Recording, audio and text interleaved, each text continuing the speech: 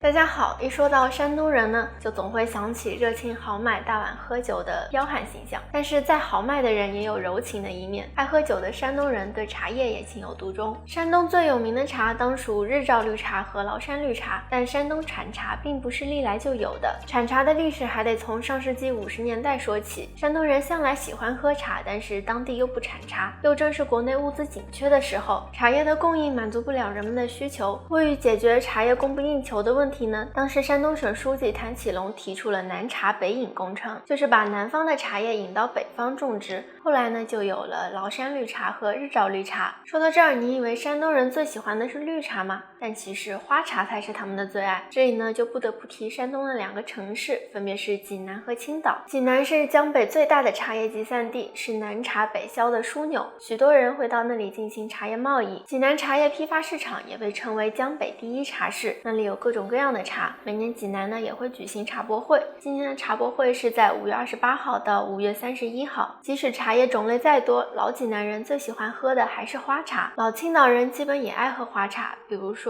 茉莉花茶、朱兰花茶等等。过去青岛有8大茶庄，分别是瑞芬茶庄、全祥茶庄、福生德茶庄、黄山茶庄、元祥茶庄、大陆茶庄、联合茶庄和华一茶庄，被称为茶庄中的8大金刚，几乎垄断了青岛的茶叶市场。那么山东人为什么这么喜欢茶叶呢？原因大致有3个。第一，文化底蕴的加持。去过济南的朋友都知道，济南这个城市文化底蕴深厚，讲礼法重传统，并且是一个泉城。乾隆皇帝南巡到济南时，用当地的趵突泉水泡茶，觉得甚是好喝，于是将趵突泉封为了天下第一泉。那你说这么好喝的泉水不拿来泡茶，是不是可惜了呢？第二，好客的山东人重礼节。山东人热情好客，也很注重待客礼仪。要是家中有客人来，肯定是好茶相伴。他们把茶作为礼的象征，若是家里来了客人没有礼相待，就会觉得丢了面子，失了礼数。第三，山东人的口味比较重。山东人吃饭重油重盐，所以容易油腻或者是消化不好，所以喝茶呢变成了香饽饽。他们吃饭喝酒或许是很豪放，但是喝茶呢还是很细腻的。山东是一个茶文化氛围浓厚的地方，爱喝茶的人也不在少数。据不完全统计，山东人对茶的关注度呢一直处于国内的前排，可见山东人一直在默默的喝茶。还有的朋友说，山东人都是先喝茶谈事情，再喝酒聊感情，不知道你身边的山东人是不是这样呢？ OK， 今天视频就到这里了，如果喜欢的话请给我点个关注，我们下期视频再见，拜拜。